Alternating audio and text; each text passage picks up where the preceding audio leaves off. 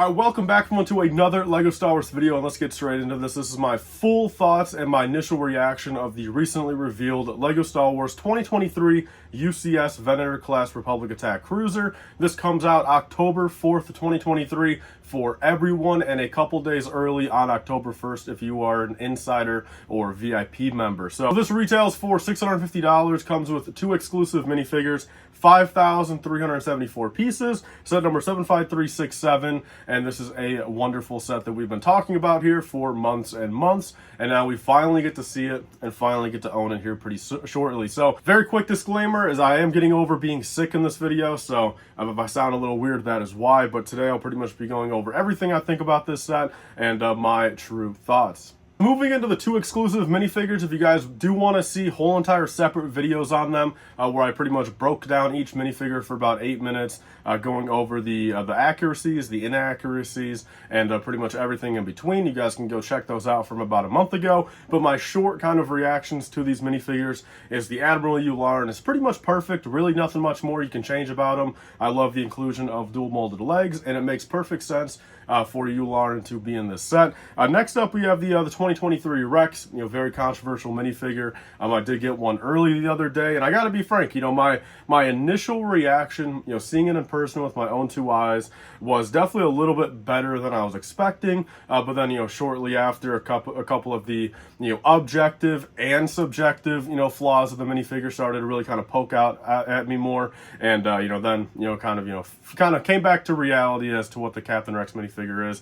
If you like it, you like it. If you don't, you don't. It really should not matter to anyone. But in my opinion, look, not the perfect Rex. Definitely some flaws on it. Waist cape. We have, helmet holes, whatever you want to say about it. But one quick thing I want to point out with these official images, and I feel like this really kind of translates to, LEGO actually probably has a pretty big little thing on their plate here. I mean, I know it's not the biggest thing to a lot of people. Me personally, I don't really care either. It's kind of just to be expected these days. But on the actual rendered images of Captain Rex, on these Venator pictures, the actual visor print does go all the way back to the back of the helmet, which, or not all the way to the back, but, all the way to like the middle point on the sides, which, you would assume, that's how it looks in universe. That's how it just objectively looks better on the minifigure. Definitely something that looks a little awkward in my opinion, having the visor pretty much only be on the front half of the helmet, the LEGO version, in the official in-person product. And, this really has something to do and kind of just goes to show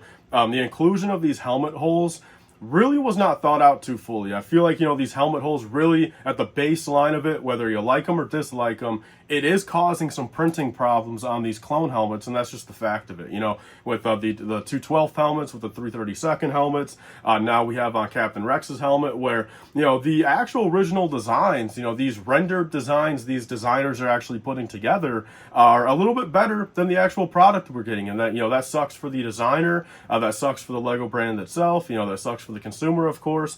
So that's definitely something, I think we're starting to see more and more going into the future. I feel like they really got to kind of get it down pat, get that printing back to being, phenomenal. So that's something you can kind of see on the Rex, but bottom line of it, new Rex, great for people that want it. $650 paywall, it is what it is. Do I think it's going to come out in a cheaper set, say next year or 2025? I definitely think so. I think the easiest way they can do that is give us a different head print and give us no arm printing and put them in a $80 or cheaper set. So there's the minifigures. Moving on to the actual build here really quickly, I want to bring up the box art. So of course we have the 18+ style black box art with pretty much no color on the box besides the ship itself and a little bit of accent and hue behind the ship. And in my opinion, look, this just further proves, man, I think this is one of LEGO's ugliest box arts, and it definitely sucks. I don't think it's doing the Venator any justice. And it's already kind of hard as is to promote the fact this is a 3.5 foot long ship, very big, very girthy, as one would say. It's already hard to kind of project that onto a a 2D box pretty much, or I guess 3D, but one side of the box is just a 2D plane, where it's like it's already hard enough to project that, and I definitely don't think putting it on such a plain background really attracts too many people. I get why they're doing it. You know, they're keeping it consistent. They're doing it for the adult themed, you know, adult orientated collector sets, and they've been doing that for a couple years, you know, and that's perfectly fine. But I, for one, am one that misses, you know, the older box art styles. Like, here's a picture from someone on Reddit that put a very wonderful little, you know, just box art, you know, kind of mock-up of, you know, the Venator over Coruscant, and it looks incredible. Like, again, you know, of course, you know, if LEGO officially did that, a couple small things to tweak on it, but 5 for 1, you know, box art's not going to make or break the set, but that's just something I want to point out right there. Other than that, you have the basics all around it. You just have the play features, you know, some real life images. This is the Resolute, I believe it's called, you know, based off of Clone Wars. It is a capital ship, you know, kind of Anakin's, capital, you know, ship for his fleet, and makes perfect sense as to why they did it. I think it's a great choice. It adds a little extra color to it without kind of going overboard, without making it inaccurate. You know, they were able to pretty much add as much as they could, you know, a little dark red on top, a couple other small little things.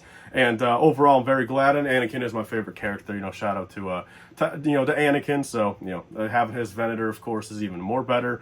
So inherently, this is based off the Clone Wars. So, you know, that is very cool. The first Clone Wars specific, you know, UCS set ever, which is always great. Moving on to the vehicle itself here, we have a couple things to point out. In general, this is always going to be one of those things where you will never fully be able to give it a true opinion, I feel, until you see it in person, until you feel it in person, until you really get the whole scale of it. You know, so this is definitely a hard set to kind of just like, you know, instantly kind of critique off the bat. And there's really no, you know, critiques I have of it besides one thing. I definitely think having the stickered Republic logos on it, definitely a downside, man. I mean, what are we doing for $650? You know, the fact you're able to now print on 8x16 tiles, you know, for the UCS plaques, which that's a positive, but now they can't even do it on a 6x6 tile. That's definitely one of those things where, sure, in the grand scheme of things, not the end of the world, but it is if you mess up that sticker. I mean, believe me, you have a chance now. If you F up that sticker, sure, you know, LEGO might honor it and maybe send you a replacement sticker, like if you truly just F it up. But on the off chance they don't, I mean, this is going to be an expensive sticker sheet. Or then at that point you have to go, you know, unauthentic, you have to go third party. But the fact those are stickers, that definitely is kind of a knock on just the actual, you know, whole entire set itself, the entire $650 package.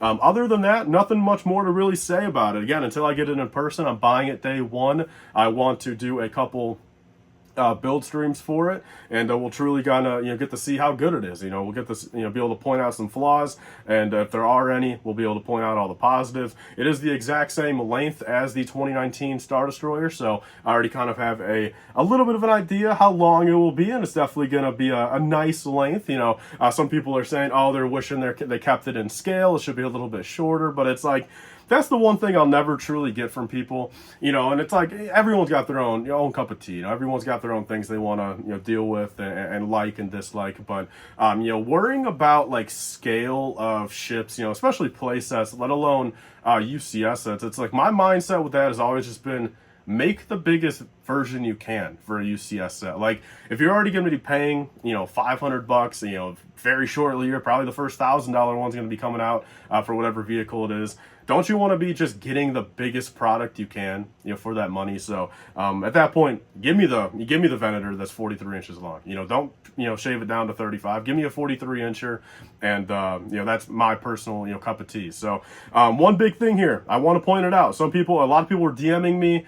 Some people were tagging me in stories. They were posting on their own Instagrams, and something that I feel like, you know, look, not a lot of people are talking about, but definitely piqued my interest for a little bit. But then it kind of got shortly kind of rejuvenated, was the actual in the renders. Of course, everything looks, you know, tip top. You know, the minifigures, the vehicle itself, you know, there's no sagging, of course, you know, because everything is computer generated. But in the real life video, you can actually kind of see right here, it's not too apparent, but, you know, definitely something you can tell. It could just be the angle, could be the lighting or whatever, but it definitely looks like those engines on the back are sagging a bit. You know, there's too much weight, and they are not perfectly just sticking out straight. You know, they're kind of going downward a little bit. But I'm not going to say, you know, I'm not going to put who said it to me, but I will put it up right here, just the actual message. Someone that, believe me, knows what the Venator's like, may or may not already have it built up, may or may not already have a review coming out here shortly.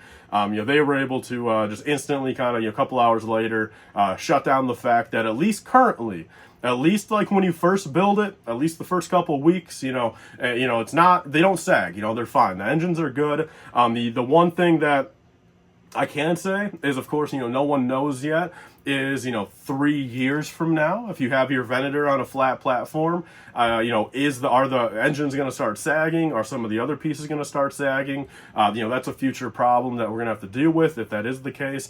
On the Star Destroyer, sure, after being built for a couple of years, there's definitely some plates and stuff that kind of just lose connection a bit more, but the Venator might actually have that too, but only time will tell. Nothing we can really truly say right now. So I think that is everything right here. I believe that is everything I want to talk about for the Venator. Overall, it doesn't feel real still. Leave a comment down below. Am I the only one that genuinely kind of just like can't even really comprehend this is real still? It almost looks, almost looks fake still. Like I almost just like still think it's just like a mock-up render, a fake Lego set, because the thing is here, this is something that people have been, kind of wanting, or something that's kind of, could have been a possibility for like 15 years now, since 2008. And to think that over the years, there's been so many custom renders of, UCS Venators, even before this rumor.